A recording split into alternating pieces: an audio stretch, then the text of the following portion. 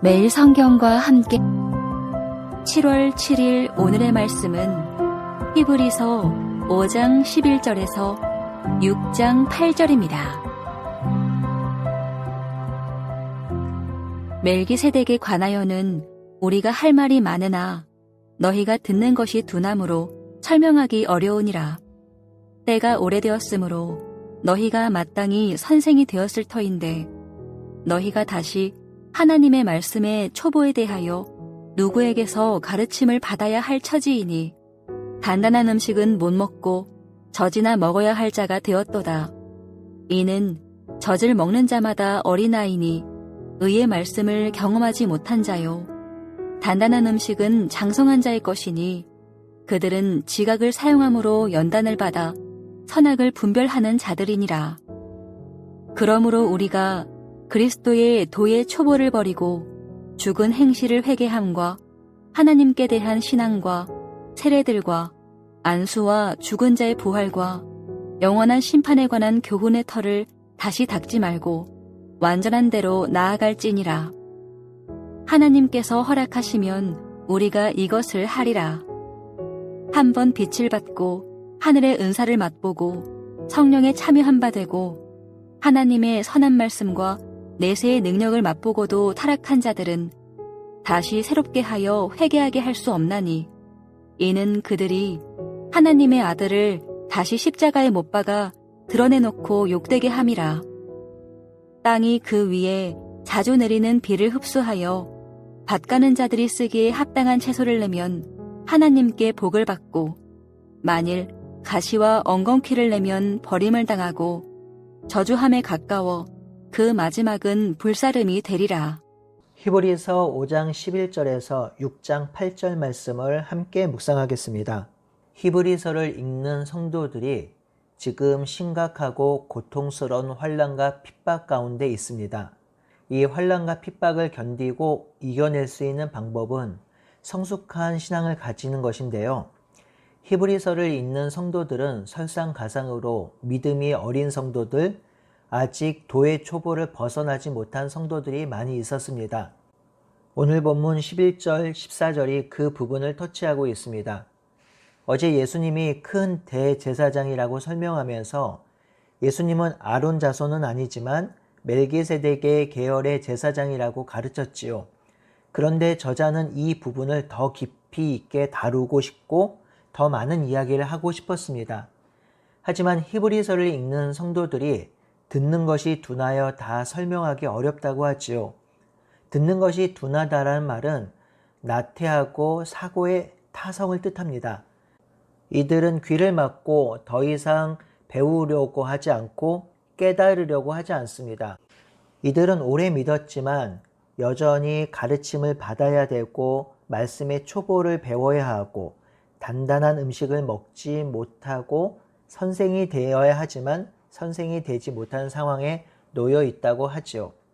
이에 히브리서 기자는 13절과 14절에 영적으로 어린 성도와 장성한 성도의 차이를 구체적으로 말해주는데요. 어린 성도는 젖을 먹음으로 의의 말씀을 경험하지 못한 자이며 장성한 성도는 단단한 음식을 먹는 자인데 이들은 지각을 사용함으로 연단을 받아 선악을 분별하는 자들이라고 하였습니다. 이 단락에서 우리가 몇 가지 깨달을 수 있는 것이 있습니다. 첫 번째로 영적으로 성숙하지 않으면 말씀을 깊이 있게 이해하지 못하므로 영적으로 더 성숙하기 어렵다는 것입니다. 영적으로 어리거나 도의 초보에 있는 성도들에게는 하나님의 말씀을 깊이 있게 설명하거나 설교하기 어렵습니다. 하나님의 말씀은 너무나도 풍성한데 그것을 들을 귀를 닫거나 닫혀 있으면 그 말씀을 드러낼 방법이 없습니다. 그렇게 청중에 듣는 수준과 설교의 수준은 맞닿아 있기도 합니다.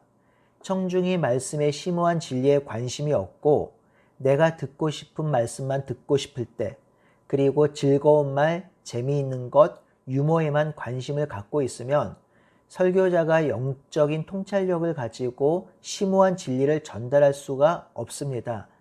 하나님의 말씀이 얼마나 깊고 넓고 높고 풍성한데요. 이 풍성한 말씀을 들으려 하지 않으면 전할 수가 없습니다. 그러니 제가 깊고 심오한 하나님의 말씀을 있는 그대로 전할 수 있기를 바라며 우리 성도들도 하나님의 말씀을 다 들을 수 있는 귀가 열려 있기를 바라고 기대합니다. 두 번째로 교회를 오래 다녔다고 영적으로 성숙해지지 않는다라는 것입니다. 저자는 때가 오래되어 선생이 되어야 할 자들이 여전히 말씀의 초보의 가르침을 받고 있다고 꾸중하지요. 성도 여러분, 영적 성숙은 믿음을 가진 연수와 비례하지 않습니다. 교회 출석 기간과 비례하지 않음을 기억합시다. 세 번째로 장성한 자는 지각을 사용함으로 연단을 받아 선악을 분별하는 자라고 하지요. 여기서 연단은 훈련을 의미하지요. 그러니 성숙한 자는 훈련을 받아서 좋고 나쁜 것, 선과 악을 분별하는 이해력과 지각을 가지고 있는 자들입니다. 바로 이런 자들이 교회의 리더, 지도자가 되어야 합니다. 교회의 위기는 아직 도회 초보를 배우고 그 자리에 머물러 있는데 교회에 오래 다녔다라는 이유로 교회의 리더가 되고 지도자가 되는 것입니다. 이런 것은 영공서열이 작동하는 세상의 방식이지요. 교회는 영공서열이 아닙니다. 만약 영공서열이 있었다면 바울은 지도자가 되지 못했을 것입니다. 교회는 단단한 음식을 먹는 자들이 훈련을 받음으로 말씀으로 선악을 구별할 줄 아는 자들이 리더가 되어야 하고 지도자가 되어야 합니다. 이제 히브리서 기자는 그런 상황에 놓여 있는 성도들 향해 실제적인 권면을 합니다. 6장 1절을 공동 번역과 새 번역으로 보면요. 우리는 그리스도의 초보적 교리를 뛰어넘어 성숙한 경지로 나아갑시다 라고 기록되어 있습니다. 저자는 우리란 말을 쓰면서 친밀감을 표시하였고 우리 모두 성숙한 신앙으로 자라가자고 권면하죠. 그러면서 저자가 6가지를 언급하면서 이것을 잘못 이해함으로 신앙을 버리는 일이 없어야 한다고 합니다. 죽은 행실의 회개함, 하나님께 대한 신앙, 세례, 안수, 부활, 심판이 그것입니다. 이 6가지로 생긴 문제를 다 설명하기는 시간 관계상 어렵고요. 본문에서 이 문제가 나오면 나중에 첨부하여 설명하겠습니다. 여기서 중요한 것은 이 6가지가 히브리서를 읽는 청중뿐만 아니라 초대교회의 혼선을 가져다 주었다는 것이죠. 이 시기는 아직 기독교 교리가 완성되지 않았던 때이지요. 여전히 구약적 사고로 예수 그리스도의 죽음과 부활을 이해했고 여전히 자기들이 가진 전통으로 말씀을 해석하려 했습니다. 그러니 믿음이 성숙하기가 얼마나 어려운 환경이었을까요? 거기에 박해와 핍박까지 있었으니. 그래서 저자는 이와 같은 주제로 다시금 기초를 놓는 일이 없어야 할 것이라고 합니다. 그리고 이 부분으로 다시 넘어지지 말고 이 부분을 잘 깨닫고 이제는 완전한 대로 나아가자고 하지요. 여기서 완전한은 6장 14절에 장성한 이 단어와 뜻이 같습니다. 그러니 도회의 초보를 버리고 장성한 대로 나아가자고 권면하지요. 4절에서 6절은 실제로 영적으로 어린아이와 같은 자들이 예수님을 떠났음을 알려주고 있습니다. 예수님을 떠난 사람들을 보니 사실은 놀랍습니다. 그들은 한때 하나님의 빛 가운데 있었고 하늘의 은사도 맛보았고 성령과 연합하여 성령과 더불어 살기도 하였습니다. 하나님의 선한 말씀과 다가올 세상의 능력도 맛보았습니다. 그런데 그런 자들이 교회를 떠났습니다. 그리스도를 떠났습니다. 하나님의 아들을 다시 십자가에 못 박고 사람들 앞에서 예수님을 욕되게 하였습니다. 성도 여러분, 하지만 이런 일은 지금도 일어나고 있습니다. 성경도 읽고 기도도 유창하게 하고 은사도 있고 방언도 하고 헌신도 하고 말씀을 깨닫는 사람도 그리스도를 떠나는 일을 우리는 목격합니다. 그래서 저자는 분명히 말합니다. 믿고도 떠날 수 있다고요. 여기서 우리는 한 가지 질문이 생깁니다. 한 번 구원을 받으면 영원히 구원받는 것 아닌가요? 구원을 받았는데 구원을 잃을 수도 있는 것인가요? 라는 질문이겠죠. 우리는 한 번 구원받으면 영원히 구원받은 거라 생각했고 그 구원은 취소될 수 없다고 믿었습니다. 이는 구원을 단회적 사건으로 생각하기에 생기는 오해입니다. 사도 바울은 구원을 과거, 현재, 미래로 표현하지요. 구원을 받았고 구원을 받고 있고 구원을 이루라고 하지요. 그러니 구원은 단회적 사건이긴 하지만 평생에 걸쳐 이루어야 할 사건이기도 합니다. 구원의 완성은 미래에 완전히 이루어질 것입니다. 이는 예정론과 다른 접근이 이루어져야 하는데요. 예정론은 하나님의 성품과 능력, 구원 사역을 드러내는 표현입니다. 이 예정론으로 누구는 구원받고 또는 안 받고가 결정되었다라는 식으로 사용돼서는 안 됩니다. 만약 그렇게 사용되면 전도할 필요도 없고요. 우리는 우리 마음대로 살아도 됩니다. 어차피 예정되어 있으니 죽기 전에 회개하고 구원받으면 되는 거지요. 그렇게 예정론이 이해되고 오용되어서는 안 됩니다.